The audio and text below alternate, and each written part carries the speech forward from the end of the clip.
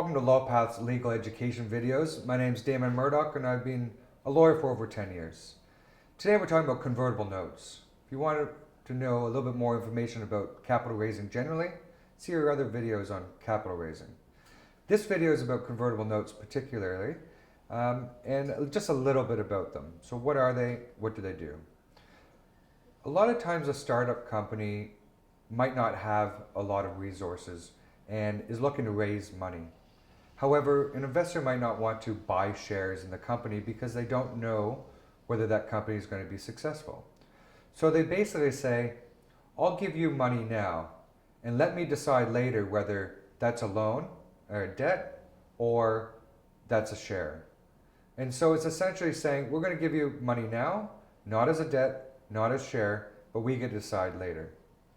And the benefit to a startup is that it doesn't owe that debt at the moment. So it's not a debt instrument. It's actually what it's called. It's a convertible note. It converts into something later. So the way a convertible note is and works is that basically someone can make an offer by way of normally a convertible note deed poll. And that normally says this is the rules of the convertible note. And then you normally have a convertible note subscription agreement, which is the application to buy notes. So the company offers notes for sale. And when they offer notes for sale, normally a note might be $500 or $5,000 or whatever it might be for one note. And then you have a formula in the convertible note that says this note will convert into this many shares at a later date, or it will be paid back the original investment amount and normally plus interest. And normally that's left to the investor to decide whether they want to convert the note into shares or whether they want to convert the note into a debt and get paid back on maturity date. There's certain trigger events that are normally in a shareholder or in a convertible note, and those trigger events are normally one, it's a maturity date.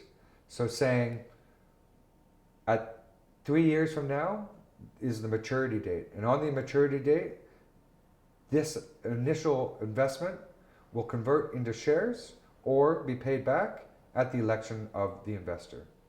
You also normally have an exit event or an IPO event or a sale event where if there was an early sale or IPO or exit, then automatically that maturity date accelerates to that event. And then the decision needs to be made at that time. So that's essentially what a convertible note is. The benefit is that it's not a debt, and a company that has a debt has many issues potentially. To learn the difference between a convertible note and a loan agreement, subscribe to our YouTube channel and visit our website, www.lawpath.com.au. And for more information about loan agreements specifically, see our video on loan agreements. Thanks for visiting. I'll see you next time.